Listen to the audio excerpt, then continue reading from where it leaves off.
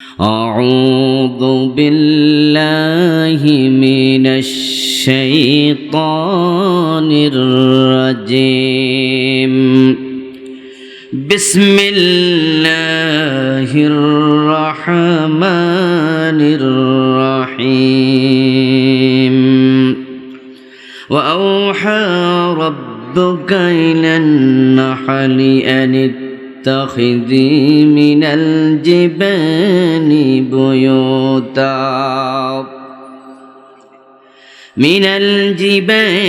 بيوتا ومن الشجر ومما يعرشون من الجبال بيوتا ومن الشجر ومما يعرشون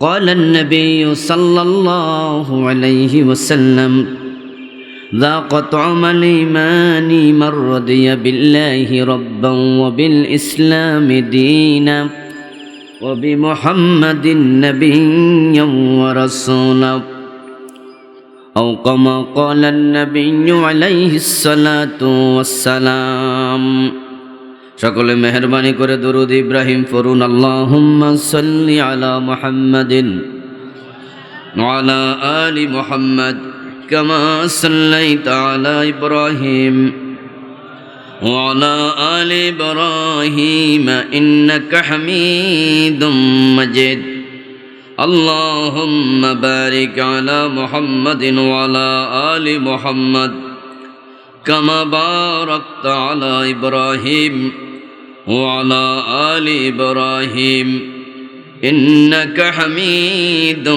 مجيد اللهم صل وسلم وبارك عليه My third day up জামে মসজিদ ইসলামী পাঠাগার ও সমাজ কল্যাণ পরিষদ কর্তৃক আয়োজিত আজকের এই চমৎকার দুদিনব্যাপী 24তম তাফসীরুল কোরআন মাহফিলের মুআজ্জাজ মুকাররম সম্মানীয় সভাপতি বিশিষ্ট সমাজসেবক জনাব মুহতারাম আলহাজ মোহাম্মদ ফখরুল আলম তালুকদার সাহেব,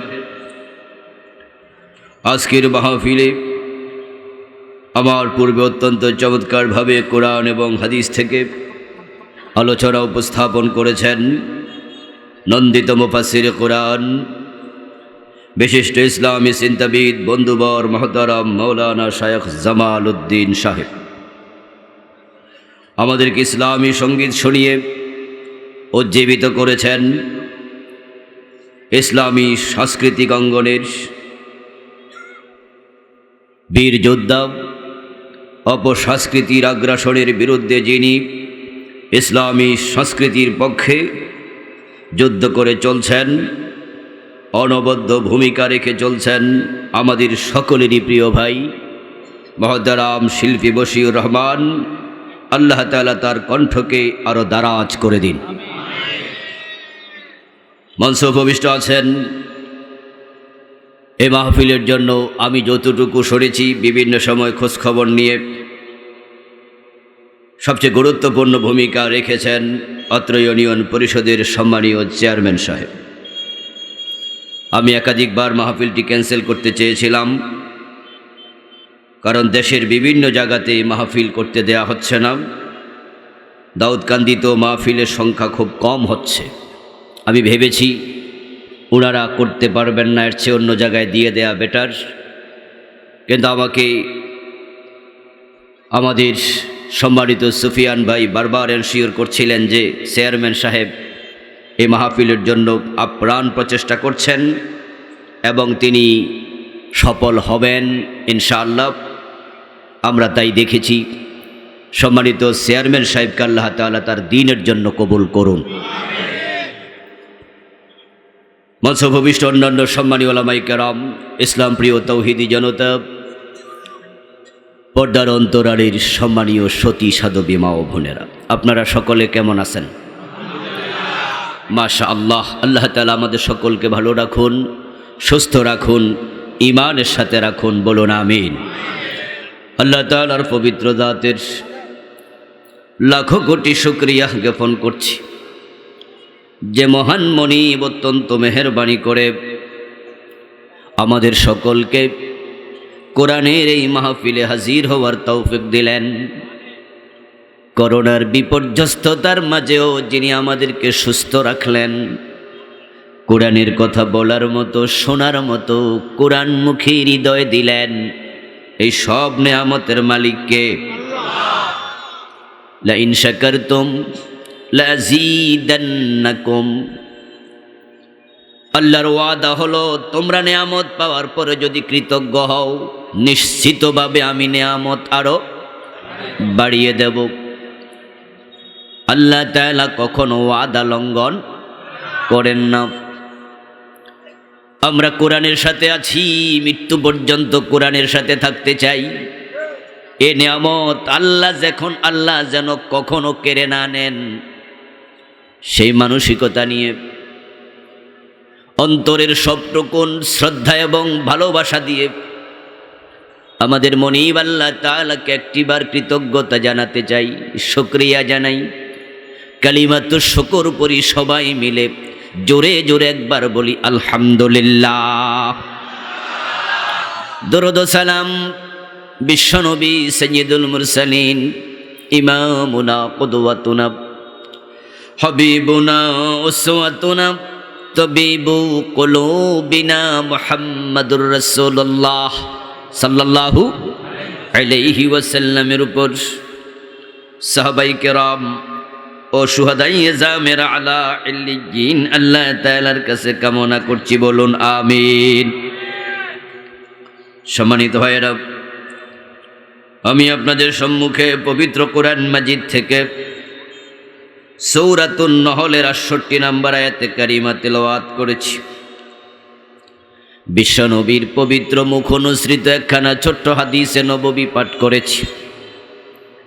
আল্লাহ তাআলা তৌফিক দান করলে এখান থেকে কিছু কথা বলবো। ওয়া মা তৌফিকি ইল্লা বিল্লাহ। সূরার নাম সূরাতুন নাহল। কি নাম?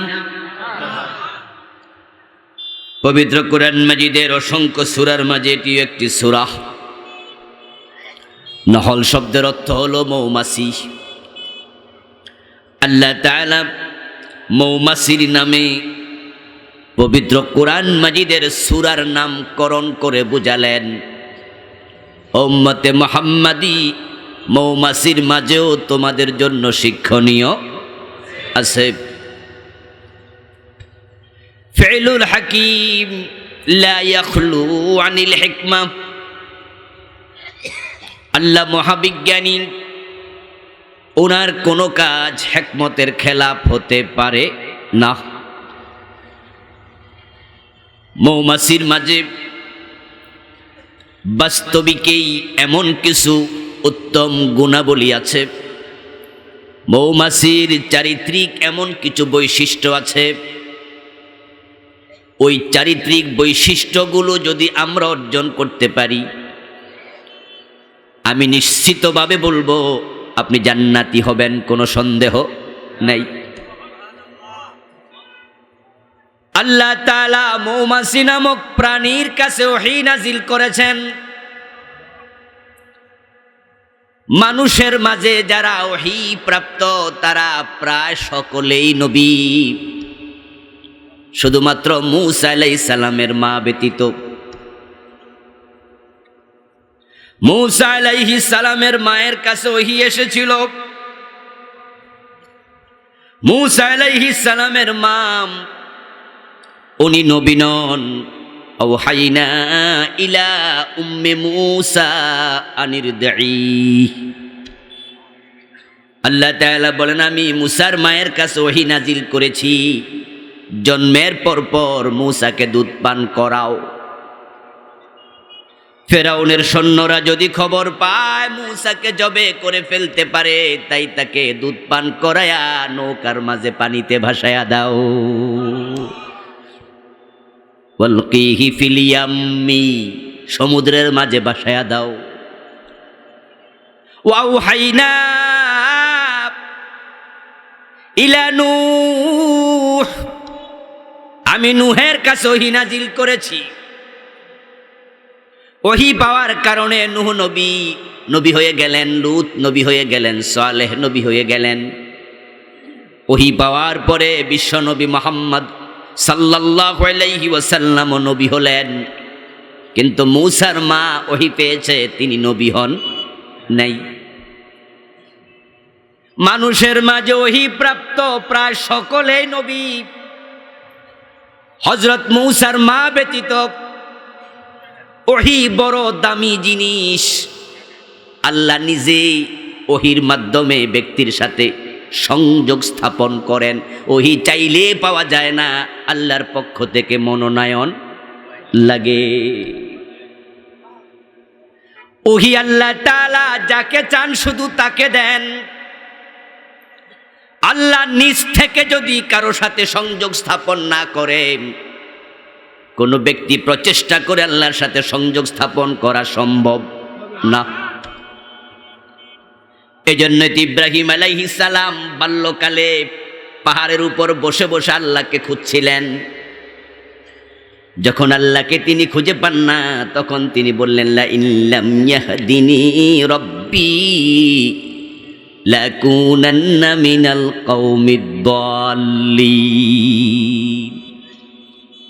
আমি আল্লাহকে খুঁজে পাবো না যদি আল্লাহ নিজ থেকে আমাকে ধরা না দেন, আমাকে পথ না দেখায়া দেন, তাহলে আমি পথ খুঁজে পাবো না। আমার বন্ধু, ওই ওহী আল্লাহ নিজে পাঠান তার কাছে যাকে তিনি পছন্দ করেন। তামাম মাখলুকাতের মাঝে মানুষ ব্যতীত ওহী পেয়েছে মৌমাছি নামক প্রাণীটি। তাহলে বুঝতে হবে সব মাখলুকাতের মাঝে তার স্পেশাল কিছু বৈশিষ্ট্য আছেই। বাস্তবেও তাই। মৌমাছি এমন এক প্রাণী, যেই প্রাণীর মাঝে বদ চরিত্র বলতে কোনো চরিত্রই নেই। যা আছে সবটাই উত্তম চরিত্র। এই জন্য আপনি দেখবেন মৌমাছি কখনো টয়লেটে পাওয়া যায় না, নোংরা জায়গায় মৌমাছি বসে না। ফুল আছে যেখানে মৌমাছি সেখানে। মৌমাছি পাওয়া যায় মিষ্টি দোকানে, মৌমাছি পাওয়া যায় ফুল বাগানে। মৌমাছি একমুখী প্রাণী, কখনো ময়লায় জায়গায় বসে না। মানুষগুলো যদি মৌমাছির চরিত্র অর্জন করে, তারাও অন্যায় অনাচার নোংরামি বন্ধ করে আল্লাহমুখী হতো, ভালো হয়ে যেত, উত্তম চরিত্র অবলম্বন করতে পারত, তাদের জান্নাতের রাস্তাটা সহজ হয়ে যেত। মৌমাছির মাঝে দ্বিচারিতা নাই, মৌমাছির মাঝে দ্বিমুখী আচরণ নাই। কিন্তু মাছি নামে আর একটা সৃষ্টি আছে, ওটারও মৌমাছির মতো পাখা আছে। ওই মাছিকে টয়লেটও পাওয়া যায়, মিষ্টি দোকানও পাওয়া যায়। তাই দুনিয়ার মানুষের কাছে মাছি কদর পায় না। ওই মাছি হলো নিন্দিত, মৌমাছি হলো নন্দিত। মৌমাছি একমুখী, যারা ঈমানওয়ালা হবে তারাও একমুখী হওয়া লাগবে। আর মাছি হলো দ্বিমুখী, সে টয়লেটও থাকে আবার মিষ্টি দোকানও থাকে। তাই মানুষ তাকে যেখানে পায় সেখানে থাপড়াতে থাকে। তার কপালে আছে লাথি গুতা, তার কপালে আছে থাপ্পড়ার জারুর বাড়ি, ঠিক কিনা? মানুষের মাঝেও মাছি চরিত্রের কিছু লোক আছে, তাদেরকে মাহফিলও পাওয়া যায়, আবার মমতাজ বেগমের গানেও পাওয়া যায়। ওরা মৌমাছি নাকি মাছি? মৌমাছি চমৎকার একটি প্রাণীর নাম, যেটার উপরে গবেষণা করে অস্ট্রিয়ান বিজ্ঞানী কার্ল ফন ফিক্স 1973 সনে নোবেল বিজয়ী হয়েছেন। তিনি তার গবেষণায় লিখেছেন, মৌমাছি কখনো ময়লা জায়গায় বসবে না। যদি কোনো মৌমাছি ময়লা জায়গায় দেখো, তোমরা বুঝে নেবে সে পথ হারাইছে, ইচ্ছা করে যায় নাই। সে যদি পথ হারায়া ভুলে কোনো টয়লেটে কোনো ময়লা জায়গায় বসে যায়, তখন মৌমাছির স্বজাতিরা তাকে আর ওই মৌচাকে বসতে দেয় না।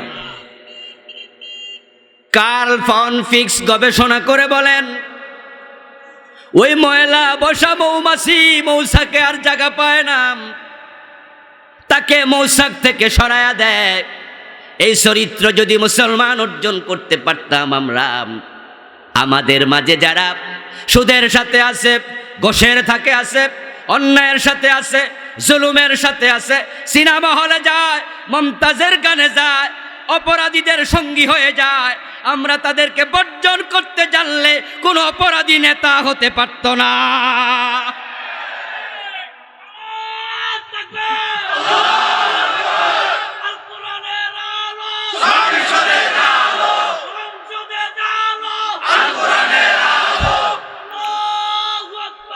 আমার বন্ধু, মৌমাছি অন্যায়কারীকে তাদের সমাজে জায়গা দেয় না। তাই মৌমাছির অন্য অন্য সদস্য বড় সতর্ক থাকে, ময়লাতে বসে না। যদি অন্যায়কারী, বেনামাজি, সুদখোর, মদখোর, মাদক ব্যবসায়ী, আল্লাহর কোরআনের আইন বিরোধী লোককে আমরা বর্জন করতাম, তাদের দলের কর্মী হব না, তার মিছিলে যাব না, তাকে ভোট দেব না, নেতা বানাবো না, ঠেলায় পইরা বেনামাজি নেতাও নামাজি হয়ে যেত।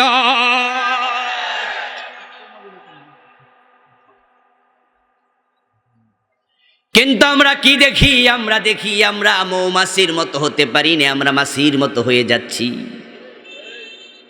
আমার বন্ধু, যারা মাছির মতো দুদিকেই পা রাখে, যেই পায়ে হেঁটে মাহফিলে আসে, ওই পায়ে হেঁটে আবার সিনেমা হলে যায়, এমন শ্রোতাও আছে না নাই? যেই কানে তাফসীর মাহফিল শুনছ, ওই কানে আবার এন্দ্র কিশোর, রুনা লায়লার গানও শুনতেছ।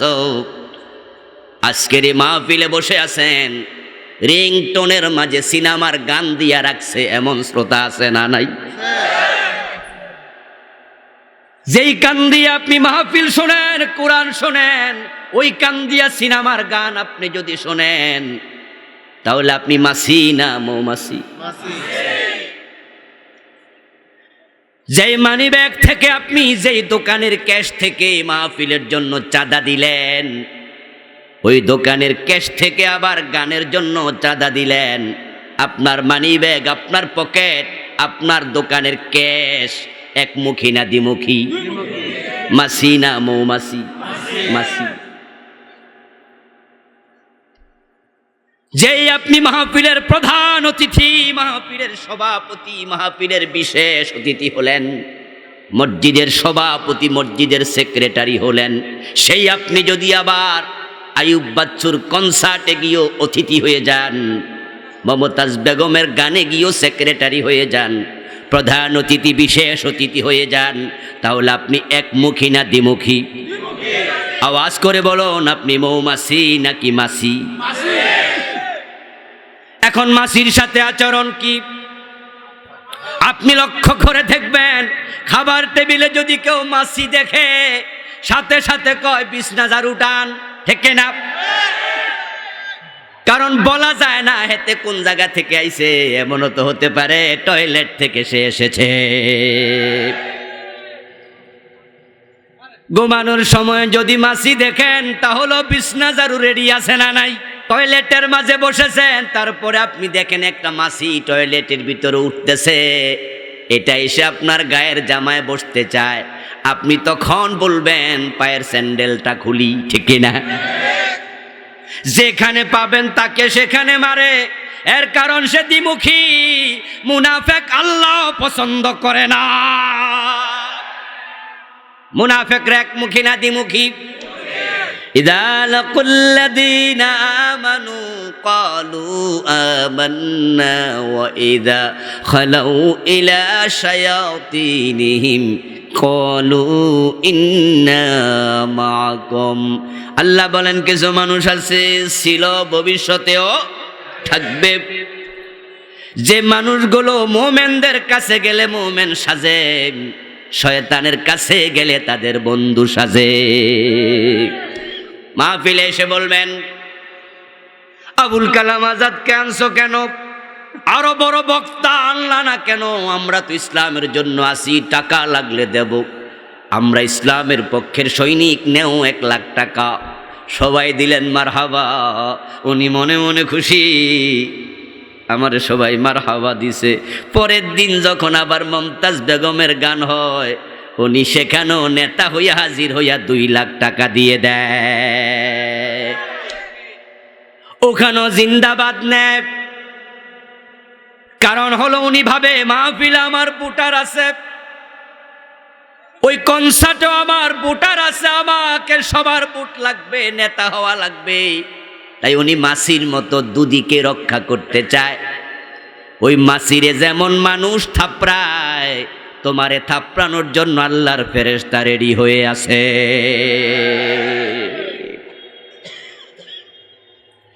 উড়াউড়ি কয়দিন করবা, বেশি উড়া যাবে না। ওই মাসির মতো উড়ে তুমি বসতে হবে। বসবা যখন স্যান্ডেলের বাড়ি, ঝাড়ুর পিটা, বিছনা ঝাড়ুর বাড়ি খাওয়া লাগবে। তোমাকে উঠতে উঠতে একদিন আল্লাহর কাছে যাওয়া লাগবেই। আল্লাহ তোমাকে স্বাধীনতা দিয়েছেন 30, 40, 50, 100 বছর পরে। তুমি কিন্তু যেতেই হবে তার কাছে ফিরে। এজন্যই তো মানুষের মৃত্যুর খবর শুনলে আমরা পড়ি ইন্না লিল্লাহি ওয়া ইন্না ইলাইহি রাজিউন। এটা কিন্তু মাইয়াতের জন্য দোয়া নয়। যেটা মৃত্যুর খবর শুনলে আপনি পড়তেছেন, এটা হলো আপনার নিজের মৃত্যুর স্বীকৃতি। বাংলা অর্থ কি? ইন্না লিল্লাহ, আমরা সবাই আল্লাহর জন্য, ওয়া ইন্না ইলাইহি রাজিউন, আমাদের সকলকে আল্লাহর কাছে ফিরে যেতে হবে। যে আব্দুল জলিলের মৃত্যুর খবর আপনি শুনলেন, শুনে এই দোয়া পড়ে আপনি বুঝালেন শুধু আব্দুল জলিল নয়, আমাকেও মরতে হবে। এর মানে আপনাকে যেতেই হবে, এখানে চাইলেও থাকা যাবে না। উঠতে যখন মাসি থাকে তখন আমরা তারে লাঠি লইয়া দৌড়াতে থাকি না, কিন্তু যখন সে গায়ে বসতে চায়, খাবারে বসতে চায়, তখন আর বসতে দেই না। তুমি দুনিয়াতে 80 বছর উড়ো, 100 বছর উঠতে থাকো, কিন্তু একটা সময় আসবে যখন তুমি চাইলেও আর উঠতে পারবা না।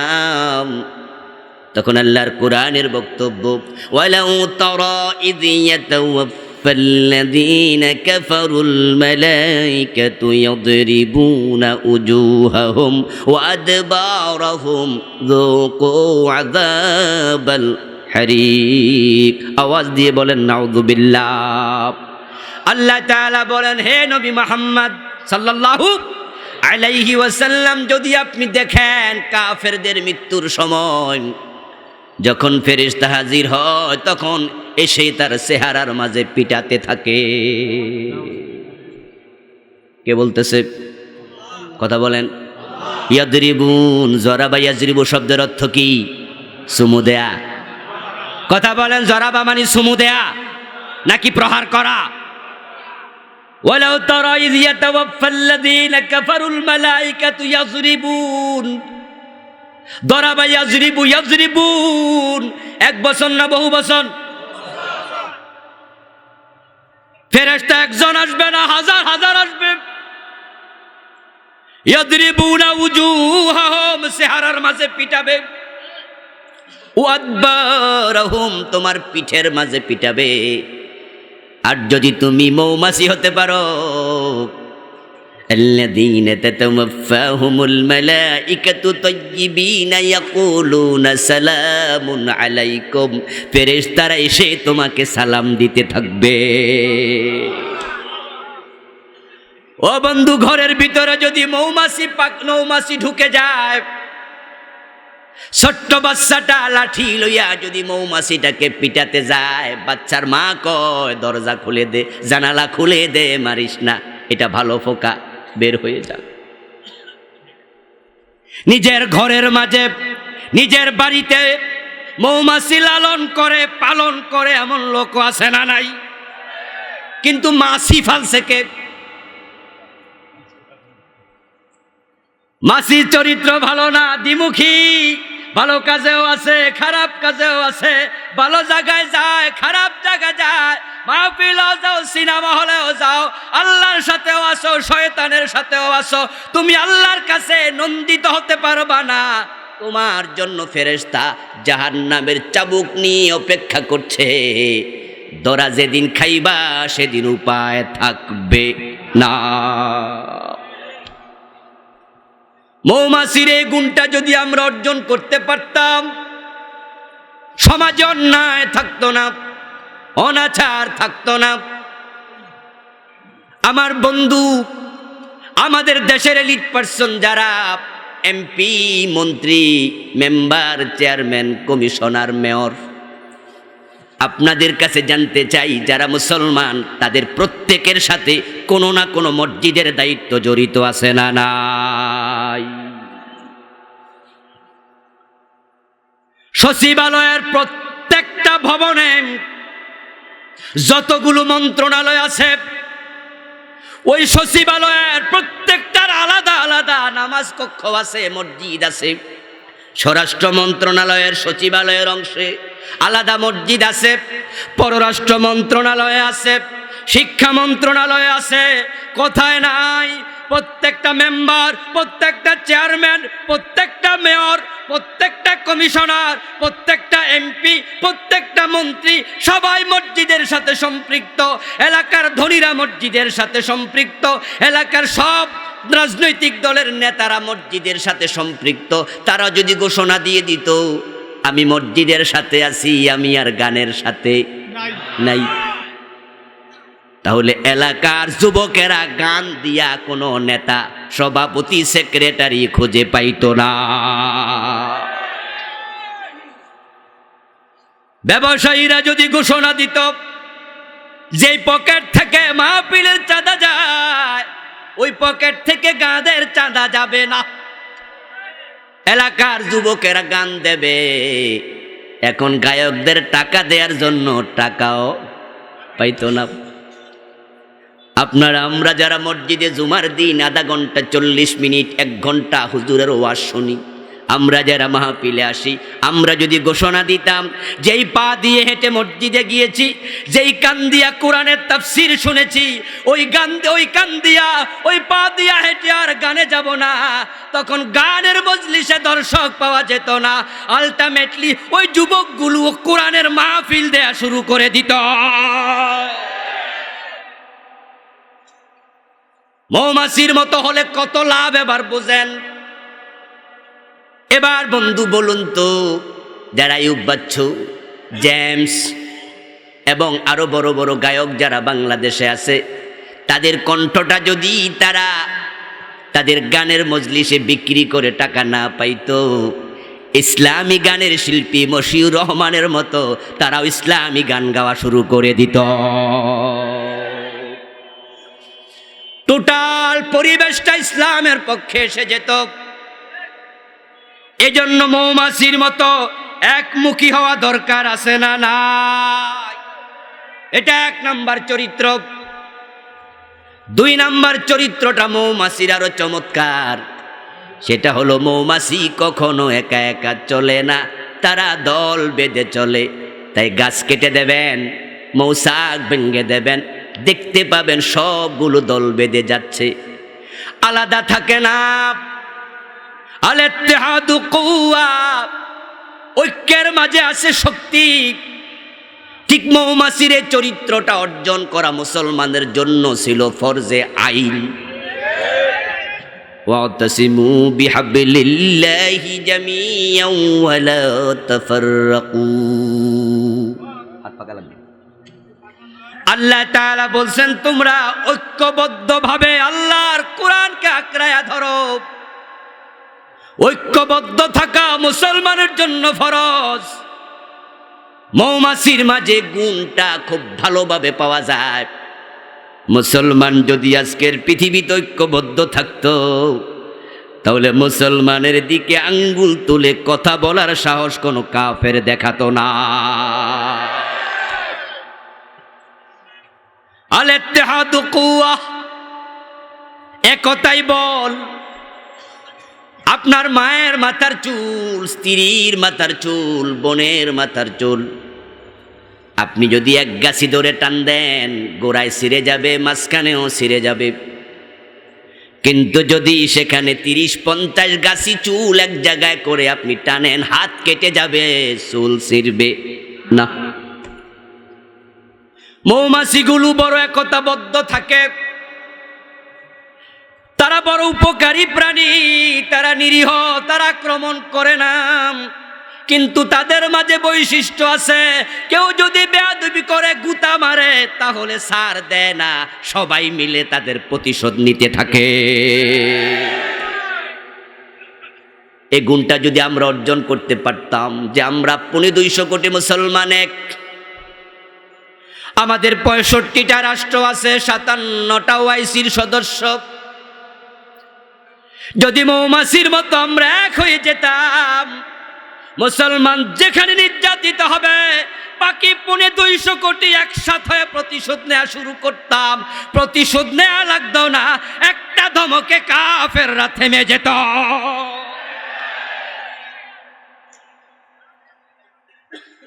আমার বন্ধু, মাছির মাঝে কোনো একতা নাই, তাই মাছি দেখবেন এক এক জায়গায়।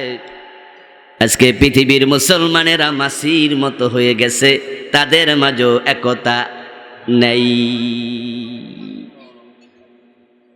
মৌমাছির আর একটা চমৎকার বৈশিষ্ট্য হলো তারা নেতার আদেশ মানে, নেতাকে অনুসরণ করে। তাই মৌচাকের মাঝে যে মৌমাছিগুলো থাকে, ওই মৌমাছিগুলোর মাঝে বড় একটা মৌমাছি আছে যেটাকে মৌরানী বলা হয়। মৌরানী যেদিকে যায় মৌচাকের সবগুলা মৌমাছি একদিকে যায়। কার্ল ফন ফ্রিক্স গবেষণা করে বলছেন এক একটা মৌচাকের মাঝে মৌমাছি থাকে 20 থেকে 80 হাজার। ঠিক মৌরানীটা যেদিকে দৌড়ায়, গাছের ঢাল ভেঙে গেছে, গাছটা কেটে ফেলেছে, আগুন দিয়া বাসা পড়ায়া দিছে, ওই মৌরানী যেদিকে যাবে 80 হাজার মৌমাছি সেদিকে যাবে। ফোনে দৈটকোষী মুসলমান যদি একটা আমরা নেতা পাইয়া যেতাম, নেতা যা বলবে আমরা তা শুনব, নেতা যা বলবে 65 রাষ্ট্রের রাষ্ট্রপ্রধান তা শুনবে। মায়ানমারের দিকে ইঙ্গিত করে যদি আমাদের নেতা বলতো, ও জাতিসংঘ মায়ানমারকে থামায়া দাও, মুসলমানকে মারলে আমরা কিন্তু ছাড়ব না, আমাদের নেতা আওয়াজ করে বলতো, সৌদি আরব তোমরা টাকা জমা করো, পাকিস্তান পরমাণু অস্ত্র রেডি করো, ও তুরস্ক সৈন্য পাঠাও, বাংলাদেশকে সাহায্য করো, আর একটা মুসলমান বাংলাদেশে যদি আসে বিশ্বের মানচিত্রে মায়ানমার নামক দেশ থাকবে না।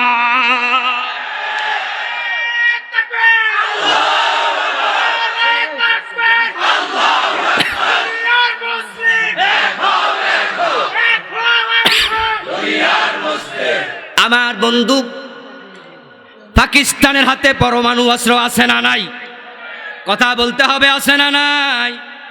যদি মুসলমান কাশ্মীরে মার খায়, ফিলিস্তিনে খায়, আলজেরিয়া খায়, মায়ানমারে খায়, সিরিয়ায় খায়, ইয়ামানে খায়, তোমাদের পরমাণু অস্ত্র কাজে যদি না লাগাও, এই অস্ত্রের কোনো প্রয়োজন নাই।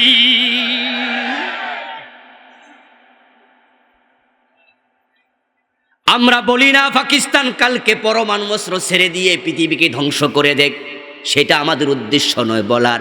আমাদের উদ্দেশ্য হলো যদি ডাকাত বাড়িতে ঢুকলো তোমার পিস্তল কাজে না লাগে, লাইসেন্স করে পিস্তল রাখার কোনো প্রয়োজন হয় না। তুমি সরকারকে বলে কইয়া লাইসেন্স করে পিস্তল নিয়েছ, তোমার বাড়িতে ডাকাত ঢুকে তোমার মাকে মারে, বোনকে ধর্ষণ করে, তোমার কোমরের মাঝে পিস্তল কি দরকার? সরকার তো তোমারে অনুমোদন দিছে তোমার বিপদে ইউজ করার জন্য। তাম পৃথিবীতে মুসলমান মার খাবে, পাকিস্তান উচিত এই কথা বলা।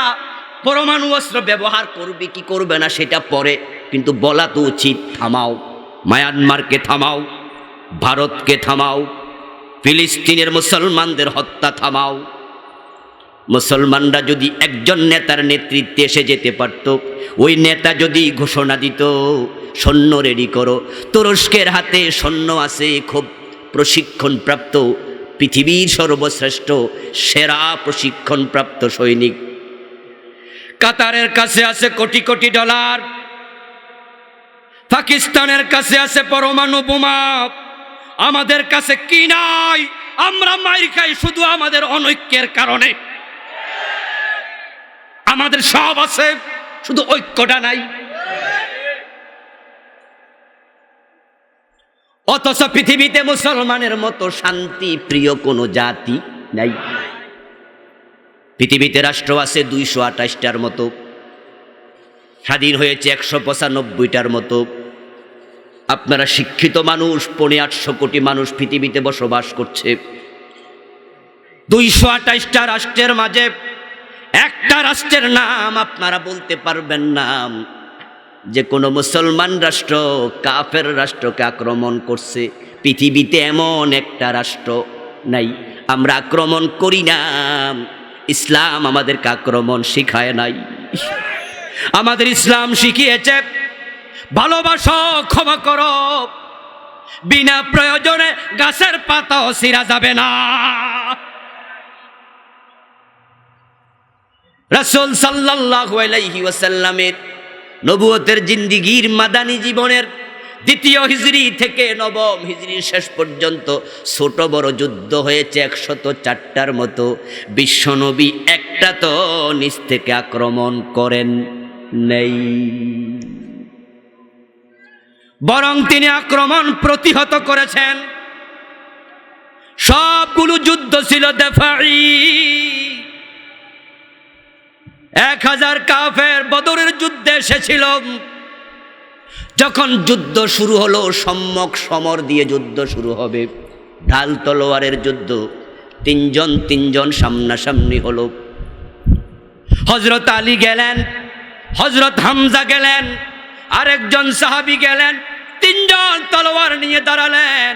উতবা গেল, উতাইবা গেল, আরেকটা কাফের গেল, 3 জন সামনাসামনি হলেন। এখন যুদ্ধ শুরু হবে। কাফেররা বলতেছে তোমরা শুরু করো। নবী মুহাম্মদ আওয়াজ করে বললেন, মুসলমান শুরুতে আক্রমণ করে না, বরং ও কাফেররা তোমরা আক্রমণ করলে আমরা প্রতিহত করব। এজন্য তাম দুনিয়ার কোথাও আমরা আক্রমণ করি না। কিন্তু মুসলমান রাষ্ট্র কাফের কর্তৃক আক্রান্ত এমন আছে না নাই? এরপরও তারা আমাদেরকে সন্ত্রাসী কয়, আমরা নাকি টেরোরিস্ট। মুসলমান মাইর খাচ্ছে, এই মাইর খাওয়ার পিছনে কারণ তারা দেখছে মুসলমানের মাঝে একতা নাই। অথচ আল্লাহ তোমাদেরকে এমন দেয়া দিছে, ঐক্যটা তৈরি করতে পারলে তোমাদেরকে মারা দূরের কথা, বরং কাফেররা তাদের নিজের স্বার্থে তোমাদের পায়ের মাঝে তেল মালিশ করবে। পৃথিবীর মানচিত্রের দিকে তাকান। আমেরিকা পৃথিবীর এক প্রান্তে, আটলান্টিকের ওপারে। আর মক্কার দিকে তাকান, মধ্যপ্রাচ্য। কাবা হলো পৃথিবীর মাঝখানে, কাবা হলো পৃথিবীর নাভি। ওয়াইদাল আরদু মুদ্দাত, আল্লাহ কোরআনে কয়েক জায়গায় বলছেন জমিনকে আমি টেনে লম্বা করছি।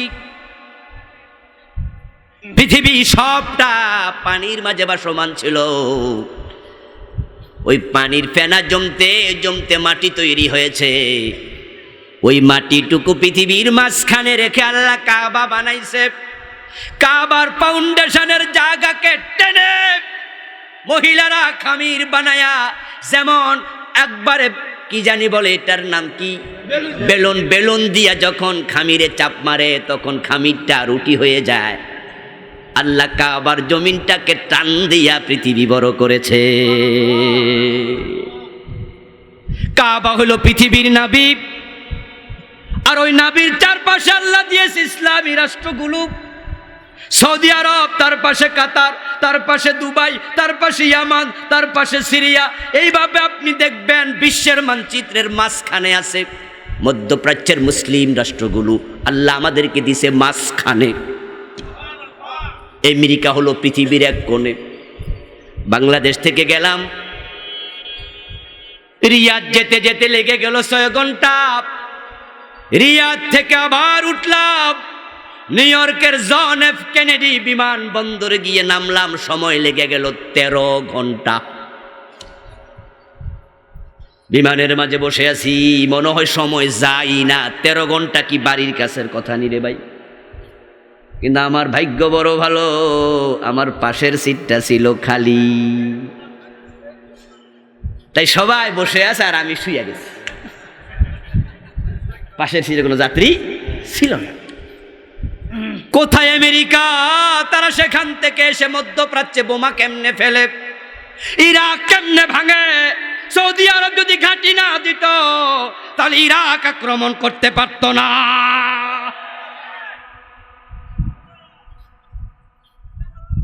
আমরা অনৈক্যের বীজ নিজের মাঝে বপন করে ফেলেছি, ওদেরকে আমরা সুযোগ করে দিয়েছি।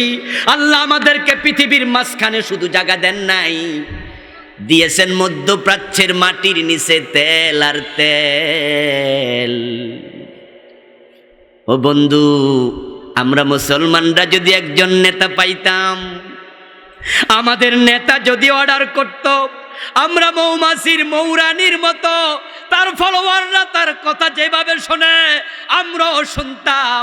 আমাদের কাবার প্রধান ইমাম শায়খ আব্দুর রহমান আস-সুদাইস হাফেজাহুল্লাহ, তা তিনি আমাদের নেতা হয়ে যেতেন। 57টা মুসলিম রাষ্ট্র ওআইসির সদস্যকে তিনি বলতেন, আমেরিকাকে, ব্রিটেনকে, ফ্রান্সকে, রাশিয়াকে, জার্মানিকে, কাফেরদেরকে আর তেল দেয়া হবে না। তারা যদি জুলুম বন্ধ না করে আমরা তেল দেব না। আর কিছু লাগবে না রে ভাই। 6 মাস যদি মুসলমান তেল না দেয়, আমেরিকা ইউরোপের আকাশে বিমান উঠবে না।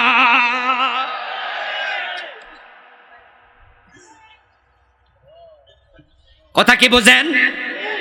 আমরা তেল বন্ধ করলে তারা যে আমাদের বাড়িতে এসে বোমা ফেলবে। শেষ দিকে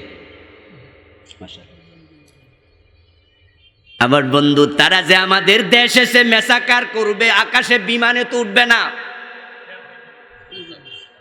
আপনারাই বলুন তো, বিমানের জন্য তেল দরকার আছে না নাই? তো তেল তো আমাদের এখানে। আমাদের তেল নিয়ে তারা আমাদেরকে বোমা মারে।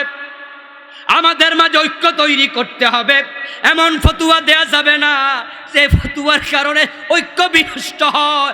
আজকে মুসলমানেরা শিয়া সুন্নি, মাযহাবি লামাযহাবি, খারিজি আলিয়া, কওমি গায়রে কওমি, পীরের মুরিদ না ফুরিদ, 3 কল্লি 5 কল্লি, দল্লিন জল্লিন বিভক্ত হতে হতে এমন হয়েছে কাফেররা সুযোগ নিয়া এক একটা হত্যা করছে।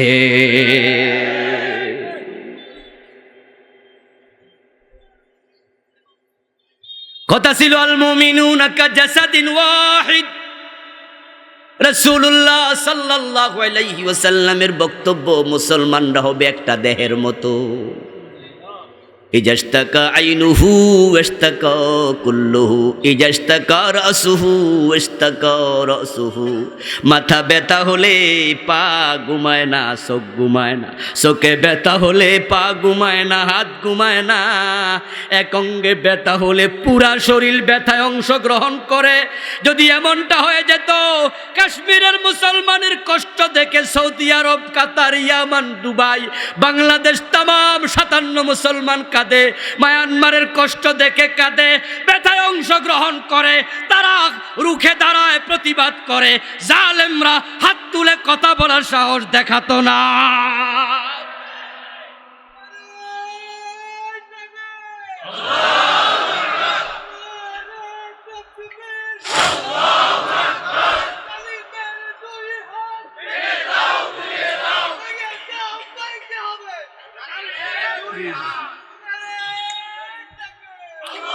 আমার বন্ধু, ঐক্য যখন নষ্ট হবে তখন শক্তি থাকবে না। বাংলাদেশের দিকে তাকান, আমরা আলেমদের মাঝে ঐক্য নাই, যার কারণে আলেমদেরকে ফাঁসি দেওয়ার সাহস করছে। এটাই হলো বাস্তবতা, এটাই হলো সত্য কথা। যখন আলিয়ার আলেমরে পিটায়, কওমির আলেম মুস্কি মুস্কি হাসে। বিশ্ববিখ্যাত মুফাসসিরকে যখন ফাঁসির অর্ডার দিল, জেলখানার কয়েদি বানানো হলো, তখন উনার দলের লোক ছাড়া অন্য আলেমদেরকে প্রতিবাদ করতে দেখা যায় নাই। তাই আমরা নতুন করে দেখি, মামুনুল হক সাহেব হক কথা বলার কারণে তাকেও হত্যা মামলার আসামি করার পায়ে তারা চলছে। এটাই নিয়ম। আপনার শক্তি যখন কমে যাবে, প্রতিপক্ষ আপনাকেই হত্যা করবে, মারবে, জুলুম করবে। এই দেশের আলিয়া কওমি সব ভেদাভেদ ভুলে আমরা সব মুসলমান আলেমরা যদি একমত হয়ে যাই, কালকেই কোনো আলেমের গায়ে বাংলাদেশও হাত দেওয়ার সাহস কেউ দেখাবে না। ঐক্যের বিকল্প নাই, ঐক্য লাগবেই, এটা ফরজ।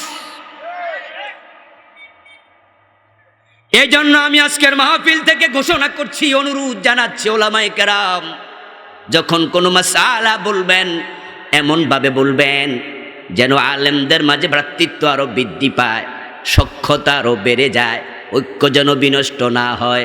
আপনি হানাফি মাযহাবের লোক, আপনি আপনার মাযহাবের আলোকে ফতোয়া দেবেন, কিন্তু আপনার উচিত ভিন্ন মাযহাব যদি কেউ মানে আহলে হাদিসের লোক হয়, তাকেও আপনি বলবেন তোমারটাও হাদিসে আছে।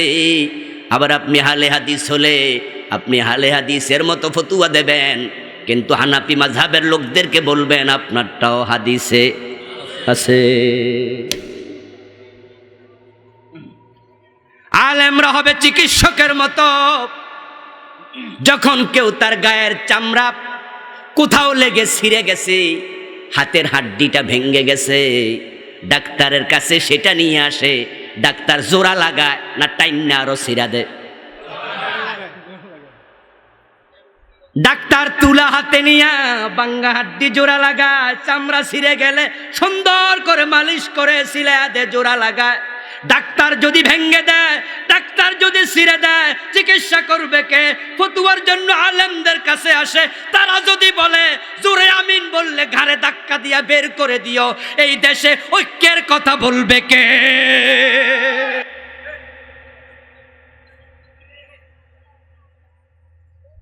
এখন আমরা এমন আলেম, এমন লোক পেলাম যারা বিভক্তি আরো বাড়াচ্ছে, ফতোয়া এমন ভাবে দিচ্ছে মনে হয় প্রতিপক্ষ যারা ভিন্ন হাদিস মানে তারা ইসলাম থেকে খারিজ হয়ে গেছে।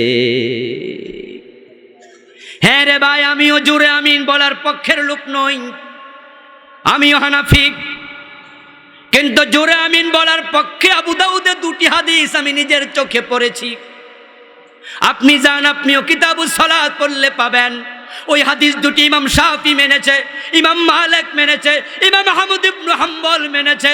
কাবায় গেলে এখনো জোরে আমিন বলার হাজার হাজার লোক পাওয়া যায়, আমরা ঘাড়ে ধরে বের করে দেই না।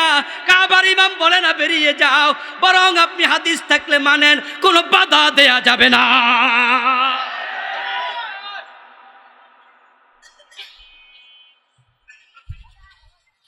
এখন বাধা দেওয়ার কারণে রেজাল্ট কি? রেজাল্ট হলো আমিন জোরে বলা, যারা জোরে বলে তারাও এটা মুস্তাহাব সুন্নাহ।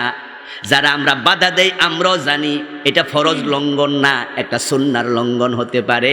কিন্তু এখন ঝগড়া লাইগা, ফতুয়া লাইগা মসজিদ আলাদা হয়ে যাচ্ছে।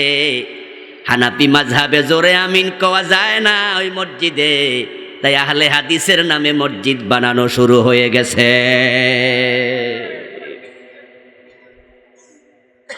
ফতুয়া দেওয়ার ক্ষেত্রে আলেমদের ভাবতে হবে, আমার ফতুয়া শুনে যেই বেটা ফতুয়া নিতে আসছে সে যেন আরেক আলেমের প্রতি বিদ্বেষী না হয়, অশ্রদ্ধা জ্ঞাপন না করে। ঐক্যের বিকল্প নাই। ঐক্য যদি তৈরি করতে না পারো, ও আলেমেরা, তোমাদের দেশটাও কয়েকদিন পরে মায়ানমার, ফিলিস্তিনের মতো হতে পারে। ভারত থেকে 10 লাখ, মায়ানমার থেকে 10 লাখ পলাইয়া বাংলাদেশে আসছে। কিন্তু তোমাদের ভূখণ্ডের অবস্থান এমন, যদি ভারত তোমাদের আক্রমণ করে পলানোর জায়গাও নেই। মৌমাছি থেকে শিক্ষা নিতে হবে। মৌমাছির আর একটা চমৎকার গুণ হলো, মৌমাছি সব ফুলে যায়, সব ফুলে, গোলাপ ফুলেও যায়, রজনীগন্ধাও যায়, আবার সরিষার সময় সরিষা ফুলেও যায়, যখন শীতকালে খেজুরের রস কাটে গাছের আগায়ও যায়, জিলাপির দোকানেও যায়। তাই মৌমাছি ওই মাসে একবার মৌচাক ভর্তি করে ফেলে। ফুল আছে যেখানে মৌমাছি সেখানে। মৌমাছি যদি বলতো শুধু গোলাপ ফুলে যাব, রজনীগন্ধায় যাব না, শুধু রজনীগন্ধায় যাব, বেলি ফুলে বসবো না, 6 মাসেও তার মৌচাক ভর্তি হবে না। এখন আমাদেরও আইডিওলজি তা হওয়া লাগবে। ইসলাম যেখানে আছে সব আলেমের কাছে যাওয়া লাগবে।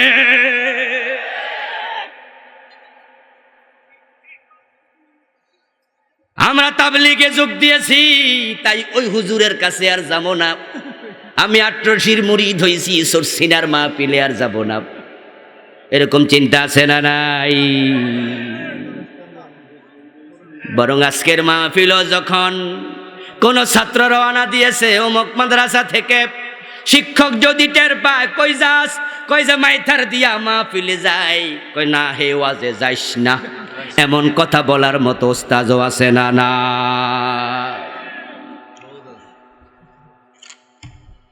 রাস্তা দিয়া যাচ্ছে,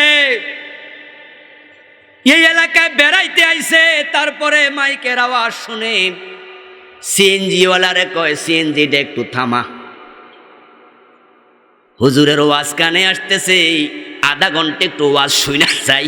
ও বেটা তুইও চল, বাড়া 50 টাকা বাড়াইয়া দিমু। সিএনজিওয়ালায় বাড়াইছে, সাথে আইছে। সাথে আইয়া যখন আপনাদের এই যে সামিয়ানার সীমানার ভিতরে ঢুকছে, ঢুকে সিএনজিওয়ালারে কয়, চল ওয়াজ শোনা লাগবো না। কেন? কয় হুজুরের টুপিটা সুবিধা না।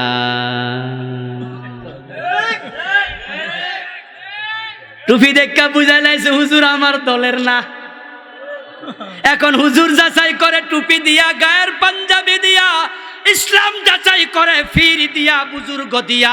এই যদি হয় তোমাদের বিভক্তি কমানো যাবে না।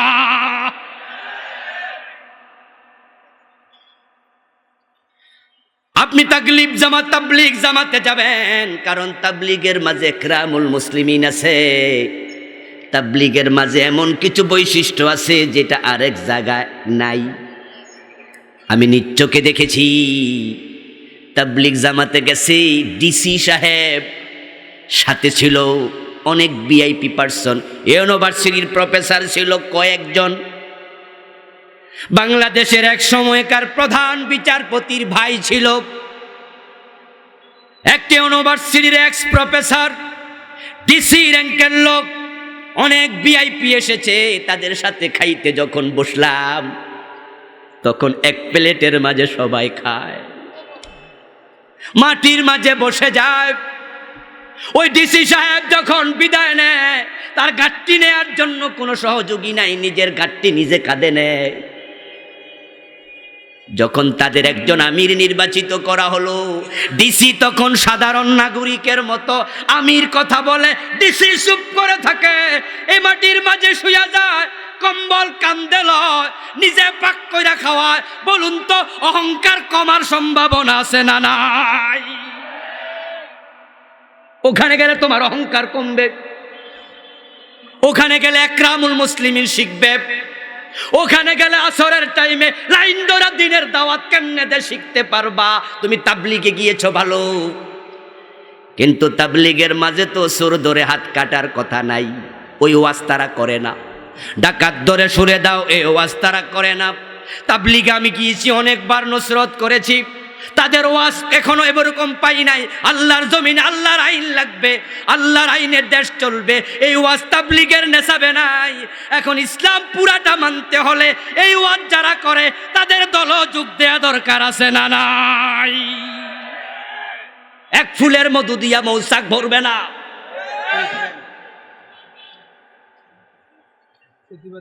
এবার বন্ধু বলুন তো, পীর সাহেব হুজুরের দরবারে যে পরিমাণ জিকিরের তালিম হয়, ওই পরিমাণ জিকিরের তালিম অন্য জায়গায় হয় নাকি? এবার আপনাদের কাছ থেকে জানতে চাই, বেশি বেশি জিকির করার কথা আল্লাহর কোরআনে আছে না নাই?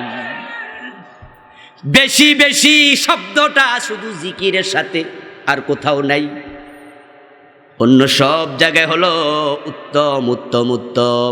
আইয়ুকুম আহসানু আমালা আল্লাযী খালাকাল মাউতা ওয়াল হায়াতা লিয়াবলুয়াকুম আইয়ুকুম আহসানু আমালা। আপনি নামাজ বেশি পড়েন এমন কথা কোরআন হাদিসে কোথাও নাই।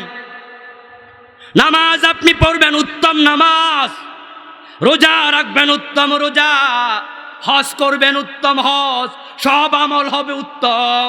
আপনি 10 রাকাতে 10 মিনিটের মাঝে 20 রাকাত তারাবি পড়ে লাইলেন, 18 মিনিটে 20 রাকাত শেষ।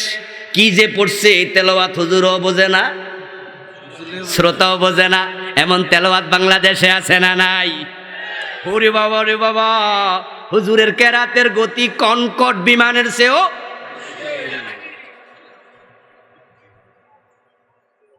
আলহামদুলিল্লাহি রাব্বিল আলামিন বুঝা গেছে, শেষে ওয়ালাদ-দাল্লিন বুঝা গেছে, মাঝখানে গুনগুন গুনগুন গুনগুন গুন। এরপরে খতম তারাবি পড়বে হুজুর, তেলাওয়াত শুরু হয়েছে। এমন ভাবে কোরআন তেলাওয়াত করে, শেষে যখন জালিমুন কাফেরুন কইয়া টান মারে, মুসল্লি শুধু বুঝে রুকুতে যাওয়ার টাইম হয়েছে। 18 মিনিটে 20 রাকাত শেষ। বাবারে বাবা, নামাজ কারে কয়? রুকু থেকে সোজা হইয়া খাড়ায় না, 2 সেজদার মাঝখানে বসেও না। আল্লাহু আকবার, আল্লাহু আকবার, আল্লাহু আকবার। এরকম নামাজ আছে না নাই? সালাম ফিরানোর পরে এবার 3 রাকাত বিতির লাগছে 2.5 মিনিট। বাহ, সব মিলে 21 মিনিটে সব নামাজ শেষ। সভাপতি সাহেবের দিকে সেক্রেটারি মুস্কি হাসি দিয়া তাকায়া কয়, এতদিনে হুজুর একখান পাইছি। এই জাতীয় মসজিদে মুসল্লি কমে না পারে, আর যে মসজিদে ধীরস্থির ভাবে তেলাওয়াত হয়, নামাজ হয়, ওই মসজিদে দিন দিন মুসল্লি কমে যায়। পরের দিন আবার গড়ি দেখা দেখে গতকালকে লাগছে 21 মিনিট, আজকে লাগছে 19 মিনিট, 2 মিনিট আরো কমছে। সভাপতির সেক্রেটারি কয়, দুধ রোজ করে হুজুর রে খাওয়ান, হাঁটুতে বল হোক, আরো কমবো।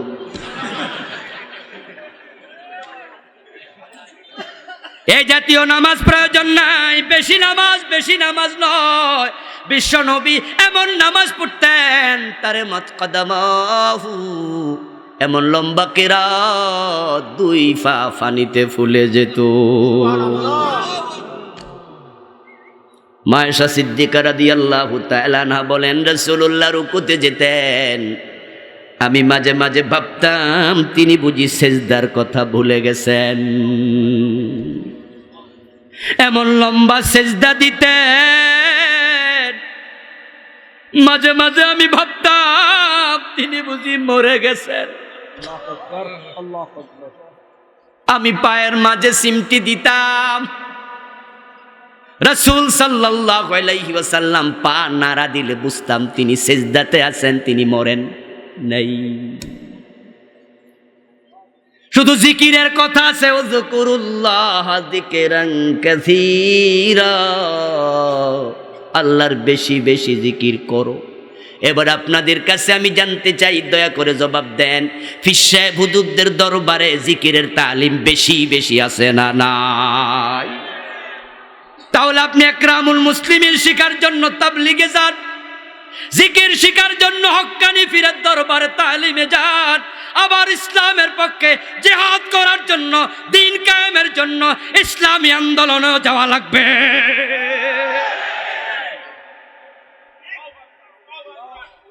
এটা মৌমাছির গুণ, সব ফুলে ফুলে যায়, ঠিক না? এই গুণ আমরা অর্জন করতে কয়জনে পেরেছি?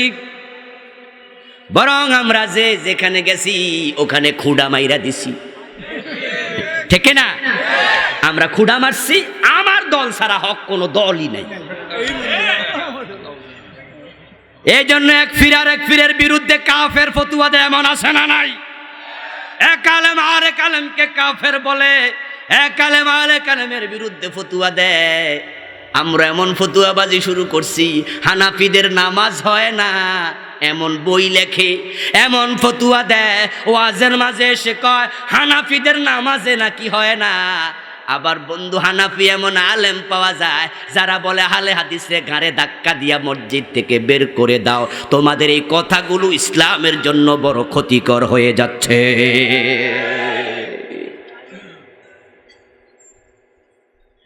মৌমাছি থেকে শিক্ষা নেওয়া। তারপরে আবার চমৎকার একটা চরিত্র হলো, মৌমাছি একা একা কাজ করে না, সবাই মিলেমিশে কাজ করে। এই চরিত্রটা আমাদের মাঝে নাই নাই নাই। দিনের দাওয়াত কে দেবে? হুজুরেরা দেবে, খতিবেরা দেবে, বক্তারা দেবে। তাই দেখা যায় বাবা মাহফিলে আসে, ছেলেটারে আনে না। বাবা ফজরের টাইমে মসজিদে যায়, যুবক ছেলের কম্বলটা টাইনা দিয়া যায়।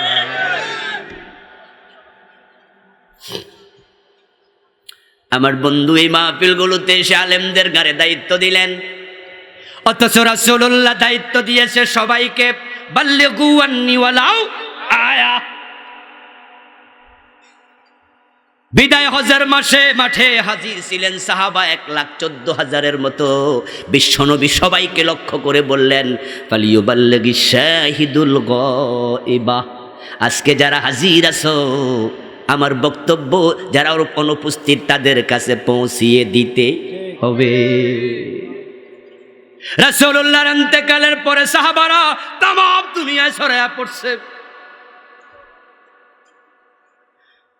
আমার বন্ধু মদিনা মক্কার দুটি কবরস্থান, মাকবারা আল মুআল্লা, এরপরে আছে মাকবারা আল মাওয়া, কি জান্নাতুল মুআল্লা, আরেকটা কি কয় জান্নাতুল বাকি, মাকবারা আল বাকি আল গারকাদ। জান্নাতুল বাকি, জান্নাতুল মুআল্লা শব্দ আরবিতে নাই, হাদিসে পাওয়া যায় না। এগুলো বাংলাদেশে বানানো, উপমহাদেশে বানানো শব্দ। বাকিকে জান্নাত বলে না, মুআল্লাকেও জান্নাত বলে না। জান্নাতুল বাকি, জান্নাতুল মুআল্লা আমরা যে দুটাকে বলছি, ওই গোরস্থানে কাফেরের কবরও আছে। ওই গোরস্থানে মুনাফিকদের কবর আছে। ওই গোরস্থান আগেও গোরস্থান ছিল, রাসূলুল্লাহর নবুয়তের আগেও সেখানে মানুষ দাপন হয়েছে। এই জন্য সৌদি আরবে গেলে দেখবেন সেখানে লেখা আছে আল মাকবারা আল মুআল্লা, আল মাকবারা আল বাকি। ওই দুটাতে মিলে 10,000-এর বেশি সাহাবীর কবর পাওয়া যায় না। অথচ বিদায় হজের দিন সাহাবী ছিল 1,14,000, বাকি 1,02,000 সাহাবীর কবর কই? तमाम দুনিয়ায় ভারতেও সাহাবীদের কবর আছে না নাই? সাহাবীদের কবর ইউরোপে পাওয়া যায়, তুরস্কে পাওয়া যায়, সাহাবীদের কবর মিশরে পাওয়া যায়, পৃথিবীর বিভিন্ন দেশে তারা ছড়াইয়া পড়ছে। রাসূল বলছে আমার দিন এক আয়াত জানলে সেটাও অন্যের কাছে প্রচার করতে হবে। এটাই মৌমাছির চরিত্র। তারা একা কাজ করে না, সবাই মিলে কাজ করে। তাই মৌমাছির বাসার পাশে যাইয়া 1-2 হাত দূরত্বে একটু দাঁড়াবেন, দাঁড়াইয়া দেখতে পাবেন মৌমাছি কিছু ঢুকতেছে, কিছু যাচ্ছে, কিছু আসছে, কিছু যাচ্ছে। সবাই কাজ করার কারণে মৌচাক 1 মাসে একবার ভর্তি হয়। আমরা সব নামাজিরা যদি নামাজের দাওয়াত দিতাম, ইসলামের কথা বলতাম, আলেমদের গাড়ে শুধু ছেড়ে না দিতাম, এই দেশে ইসলামের মৌচাক ভর্তি হয়ে যাবে।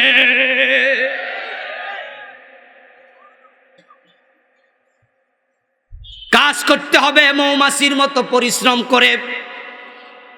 আলহামদুলিল্লাহ সুম্মা আলহামদুলিল্লাহ, এই দেশের আলেমরা এই কাজটা করতেছে বিদায় ইসলাম এখনো কিছু আছে। শায়েখ জামালউদ্দিন ভাইয়ের সাথে আমার কথা হলো, কালকের প্রোগ্রাম কোথায়? বলল কালকে দুপুর বেলায় সিলেটে, রাতের বেলায় সিলেটে। বাসায় যাব, কিছুক্ষণ রেস্ট নিয়ে ফজরের টাইমে রওনা দিতে হবে, না হয় দুপুরের মাহফিল পাবো না। আমারে জিজ্ঞাসা করলো আপনার কোথায়? আমি বললাম কালকে দুপুরে সেনবাগ, রাতের বেলায় সাতখিল, পরের দিন সিলেট। মৌমাছির মতো দৌড়াও, 6 মাসে দৌড় চলবে। রাতের বেলা রাস্তায় ঘুমায়া থাকি, কত রাত এভাবে চলে যায়। ড্রাইভারকে বলি সিটটা একটু কাট করে তুই ঘুমা, আমি পিছনে কাইট হইয়া ঘুমাই। শ্রোতারা জানেও না বক্তা কোথায় ঘুমাইছে, সকালে আবার হাজির। গম নাই, নিদ নাই, আলেমুল আমাদের কর্ম চলবে। আপনারা কেউ কেউ বলবেন পয়সা দেয়, এই জন্য পরিশ্রম করেন। আল্লাহর কসম করে বলি, পয়সা যদি না দিয়া তোমরা আমাদের জেলে দাও, ওই জেলে আল্লাহর দ্বীনের কথা বলবো।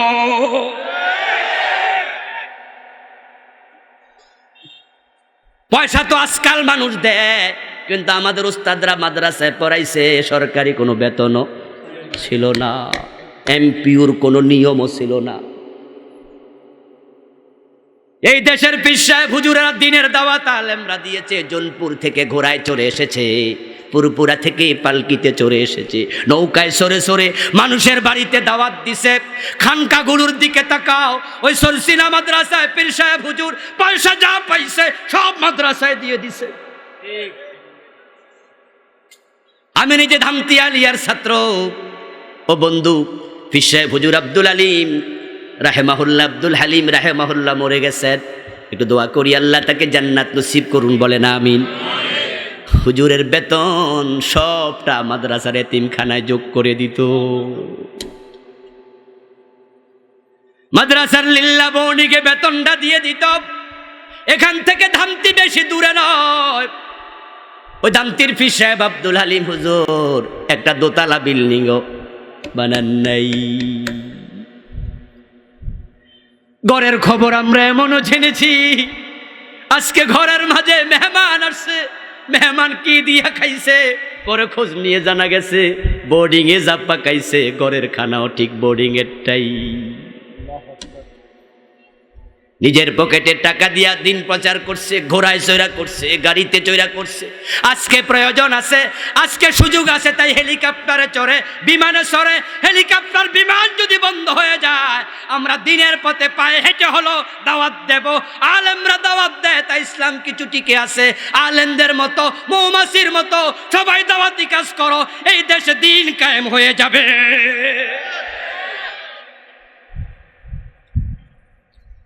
মৌমাছি বড় পরিশ্রমী, আমাদেরও দিনের জন্য পরিশ্রমী হওয়া লাগবে।